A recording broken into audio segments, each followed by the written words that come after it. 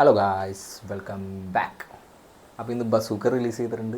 ഞാനപ്പോൾ 9 മണിക്കത്തെ ഷോ തന്നെ പോയി കണ്ടു. Morning show bazooka. അതിനെക്കുറിച്ച് നമുക്ക് സംസാരിക്കാം.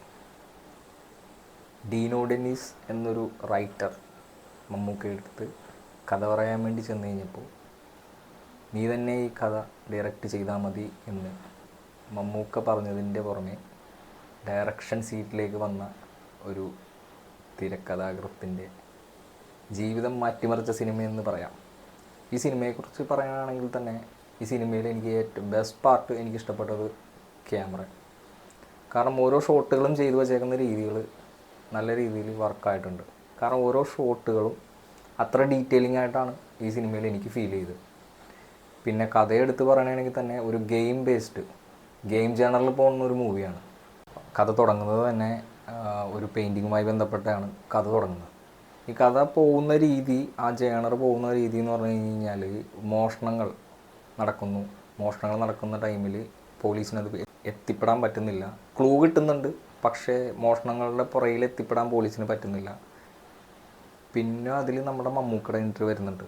മമ്മൂക്കയുടെ എൻട്രി വരുമ്പോൾ എന്ന് പറഞ്ഞു കഴിഞ്ഞാൽ ഐ തിങ്ക് ഇതൊരു ഫാൻ ബോയ് ആണോ പുള്ളി എന്നൊരു ഡൗട്ടുണ്ട്. കാരണം നമുക്ക് എത്രയൊക്കെ സ്റ്റൈലിഷ് ആക്കാൻ പറ്റുമോ അത്രയൊക്കെ സ്റ്റൈലിഷ് ആക്കിയിട്ടാണ് ഈ പടത്തിൽ മമ്മൂക്കനെ കൊണ്ടുവച്ചേക്കുന്നത്. അത്രയ്ക്ക് സ്റ്റൈലിഷ് ആയിട്ടാണ്. ശരിക്കും വേറൊരു മൂവിയിൽ ഇത്രയും സ്റ്റൈലിഷായിട്ട് മമ്മൂക്കനെ കണ്ടിട്ടുണ്ടാകുന്ന വെച്ച് കഴിഞ്ഞാൽ ഇല്ല. ഇതിലൊരുപാട് ട്വിസ്റ്റുകളും കാര്യങ്ങളൊക്കെ വരുന്നുണ്ട്. പിന്നെ ഇതിലെന്ന് പറഞ്ഞു കഴിഞ്ഞാൽ ഇതിനകത്ത് മെയിൻ ലീഡിൽ വന്നേക്കുന്നത് മമ്മൂക്ക, അതേപോലെ ഹക്കീം ഷാ എന്ന് പറഞ്ഞ ഒരു ആക്ടറില്ലേ, കടകൻ എന്ന മൂവി ചെയ്തത്. പുള്ളിയുടെ ആക്ടിങ് ഒക്കെ നൈസായിട്ടുണ്ട്. ഗൗതം മേനോന് നല്ലൊരു റോൾ ഇതിനകത്തുണ്ട്. പോലീസ് ഓഫീസറായിട്ടാണ് ഗൗതം മേനോൻ്റെ റോളും നല്ല രീതിയിൽ വന്നിട്ടുണ്ട്. പിന്നെ അതിലെന്ന് പറഞ്ഞു കഴിഞ്ഞാൽ പിന്നീടുള്ളത് ഇതിൽ വേണ്ടായിരുന്നു എന്ന് തോന്നിയ കുറച്ച് റോളുകളുണ്ട്. അതിൽ കമ്മിയോ ആയിട്ട് വന്ന നമ്മളുടെ വനിതയിൽ വിറപ്പിക്കുന്ന ഒരു തന്നെ ഈ ആറാട്ടണ്ണൻ, അത് അത്ര നല്ലൊരു ഡീറ്റെയിൽ സീൻ നടന്നുകൊണ്ടിരിക്കണേ, അത്ര ഒരു സീരിയസ് ആയിട്ടുള്ളൊരു സീൻ നടന്നുകൊണ്ടിരിക്കുന്ന സമയത്ത് കോമഡി എന്നുള്ള രീതിയിൽ ആ ആറാട്ടണ്ണൻ ഇവിടെ പ്രസൻറ്റ് ചെയ്ത് അത്ര വലിയ നല്ലതായിട്ടില്ല. കാരണം അത് ആവശ്യമില്ലാത്തൊരു സീനാണ്. ആകെ രണ്ടുപേരെന്തോ ചിരിക്കുന്നുണ്ടായിരുന്നു. അതിൽ കൂടുതൽ ആൾക്കാരും ചിരിച്ചായിട്ട് എനിക്ക് ഓർമ്മയില്ല. കാരണം കോമഡി പീസായിട്ടാണ് കൂടുന്നത്. വനിതയിൽ ചിലപ്പോൾ കയ്യടി ഉണ്ടാവും. ഞാൻ വനിതയിലല്ല പോയത്, വനിതയിൽ ചിലപ്പോൾ കയ്യടി ഉണ്ടാവും. കാരണം വനിതയിലാണല്ലോ ഇവരുടെയൊക്കെ.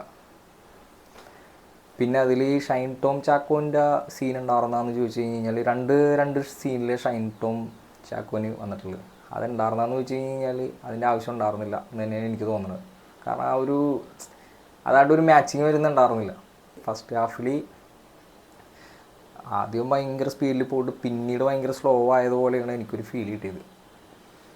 പിന്നെ കുറച്ച് സ്ലോ ആയതുപോലെ കുറച്ച് വലിപ്പിച്ചാന്നൊരു തോന്നലുണ്ട്. പിന്നെ നമുക്ക് ഒരു സീനുമായിട്ട് നമുക്ക് കണക്ഷൻ വരുന്നില്ല. അവസാനം വരെയും അവസാനത്തെ 10-20 മിനിറ്റ് വരെ നമുക്കൊരു കണക്ഷൻ വരുന്നില്ല. അവസാനം പോയി കഴിയുമ്പോൾ കുറേ ട്വിസ്റ്റുകളും കാര്യങ്ങളൊക്കെ ഉണ്ട്. അപ്പോൾ അത് വന്നു കഴിയുമ്പോൾ നമുക്ക് അതായിട്ട് കണക്ഷനായിട്ട് നമുക്ക് ഫീലാവും. പിന്നെ കുറച്ച് വലിപ്പിച്ച പോലെയൊക്കെ നല്ലൊരു ഫീൽ വന്നിട്ടുണ്ട്. പിന്നെ എന്താ പറയുക, എടുത്ത് പറയേണ്ടത് പിന്നെ ബാക്ക്ഗ്രൗണ്ട് സ്കോറൊക്കെ അത്ര വലിയ സെറ്റപ്പ് ഇല്ലെങ്കിലും എന്നാലും കൊള്ളാം. അത്യാവശ്യം നല്ല രീതിയിൽ വർക്കായിട്ടുണ്ട്. പിന്നെ അതിൽ എടുത്ത് പറയേണ്ടത് നമ്മൾ കുറച്ചങ്ങാട് കഴിഞ്ഞ് കഴിയുമ്പോൾ അവസാനത്തോട് അടുക്കുമ്പോൾ കുറച്ച് ടെസ്റ്റുകളും കാര്യങ്ങളൊക്കെ വരും. അതിൽ മമ്മൂട്ടി എന്ന മെഗാസ്റ്റാറിൻ്റെ താണ്ഡവ നൃത്തം ഉണ്ട്. നോക്കാം, മമ്മൂട്ടി എന്ന ആക്ടറിൻ്റെ ആക്ടിങ് സ്കിൽസ് അതിനകത്ത് കുറേ കാണിക്കുന്നുണ്ട്. അതൊക്കെ എന്തായാലും അടിപൊളിയായിട്ട് ചെയ്തിട്ടുണ്ട്. ഡീനോ ഡെന്നീസ് നല്ല രീതിയിൽ അത് യൂട്ടിലൈസ് ചെയ്തിട്ടുണ്ട്. പിന്നെ ഈ പടത്തിൽ എന്ന് പറഞ്ഞാൽ ഇതിൻ്റെ കുറച്ച് അപാകതകളൊക്കെ അവിടെ ഇവിടെയൊക്കെ നമുക്ക് ഫീലാകും. കാരണം ഇത്രയൊക്കെ സീനുകൾ വേണോ, നമുക്ക് ഒരു കണക്ഷൻ കിട്ടില്ല. ചില സമയത്ത് നമുക്ക് ഈ ഒരു സിനിമയുടെ കുറച്ച് കണക്ഷനൊക്കെ കിട്ടില്ല. ഇതെങ്ങനെയാണ് എന്താണെന്നുള്ളത് നമുക്ക് ചെറിയൊരു കണക്ഷൻ കിട്ടത്തില്ല. അങ്ങനെയൊക്കെയാണ് പോകും. ചില സമയത്ത് നമുക്ക് ചില സീനുകളൊക്കെ വന്നു കഴിയുമ്പോൾ നമുക്ക് അങ്ങാടും ഇതെന്താണെന്ന് ഇങ്ങനെയെന്നുള്ള രീതിയിലൊക്കെ നമുക്ക് തോന്നിപ്പോവും. ആ രീതിയിലൊക്കെ പോകണം. സ്ക്രിപ്റ്റിൻ്റെ ചില സ്ഥലങ്ങളിൽ മാത്രം കുറച്ച് അപാകതകളൊക്കെ ഫീൽ ചെയ്തിട്ടുണ്ടായിരുന്നു. പിന്നെ ഓവറോൾ ഫിലിം എടുത്ത് നോക്കി കഴിഞ്ഞാൽ എനിക്കൊരു ആവറേജ് ഫിലിമായിട്ടാണ് എനിക്ക് ഫീൽ ചെയ്തേക്കുന്നത്. അത്ര വലിയ ബ്രഹ്മാണ്ഡ പടമായിട്ടൊന്നും പറയാൻ പറ്റത്തില്ല. പിന്നെ ഒരു പുതുമുഖ സംവിധായകൻ എന്നുള്ള രീതിയിൽ ആൾ ചെയ്തേക്കണ ഒരു ബെറ്റർ വർക്കായിട്ട് നല്ല രീതിയിൽ ഫീൽ ചെയ്തിട്ടുണ്ട്. പിന്നെ മമ്മൂക്കനെ ഫ്രെയിം ചെയ്തേക്കണ രീതി അടിപൊളിയായിട്ട് ചെയ്തിട്ടുണ്ട്. പിന്നെ ഗെയിം ഇഷ്ടപ്പെടുന്ന ആൾക്കാർക്ക് എന്തായാലും നല്ല രീതിയിൽ വർക്കാകാൻ ചാൻസ് ഉണ്ട്. ഇപ്പോൾ ഒരു 1 ലൈൻ ഈ സിനിമയെ കുറിച്ച് പറയാൻ പറഞ്ഞു കഴിഞ്ഞാൽ ഒരു സൈക്കോപാത്ത് ഗെയിമറുടെ ഒരു മധുരപ്രതികാരം എന്നുള്ള രീതിയിലൊക്കെ നമുക്ക് പറയാൻ പറ്റും. പിന്നെ അവസാനം സിനിമ കൊണ്ട് നിർത്തിയേക്കുന്ന രീതി കാണുമ്പോൾ പെട്ടെന്ന് എനിക്ക് വന്ന ഫീലാണ് കേട്ടോ. ഇത് എന്താണ് ഇങ്ങനെ കൊണ്ട് നിർത്തിയേക്കണേ എന്നുള്ളൊരു എനിക്ക് ഫീൽ ചെയ്തായിരുന്നു. ഇൻ്റർവെല്ലിൽ കൊണ്ടുപോയി നിർത്തിയേക്കണ സീനൊക്കെ ഫ്രെയിം ചെയ്തേക്കണൊക്കെ അടിപൊളിയായിട്ടുണ്ട്. അത് നൈസായിട്ടുണ്ട്. അത് എല്ലാവർക്കും ഇഷ്ടപ്പെടാൻ ചാൻസ് ഉണ്ട്. ഫാൻസിന് എന്തായാലും നല്ല ആഘോഷമായിരിക്കുള്ളൂ ഈ ഒരു മൂവി. പിന്നീട് എനിക്ക് ഇതിൽ എടുത്തു പറയേണ്ടതെന്ന് പറഞ്ഞു കഴിഞ്ഞാൽ, എനിക്ക് അവസാനം കൊണ്ടുപോയി നിർത്തിയത്, എനിക്ക് ഫിലിം പെട്ടെന്ന് സ്റ്റോപ്പ് ചെയ്തു പോയോ എന്നുള്ളൊരു ഡൗട്ട് എനിക്ക് തോന്നി. എനിക്ക് അങ്ങനെ ഒരു ഫീൽ വന്നാൽ മമ്മൂക്ക എന്ന് പറയുന്ന ആളുടെ സ്റ്റൈലിഷായിട്ട് കാണാൻ പറ്റിയ മൂവി തന്നെയാണിത്. കാരണം അവൾ അഴക് പണി വെച്ചിരിക്കെ. അപ്പോൾ എല്ലാവരും സിനിമയൊക്കെ പോയി ഒന്ന് കാണുക.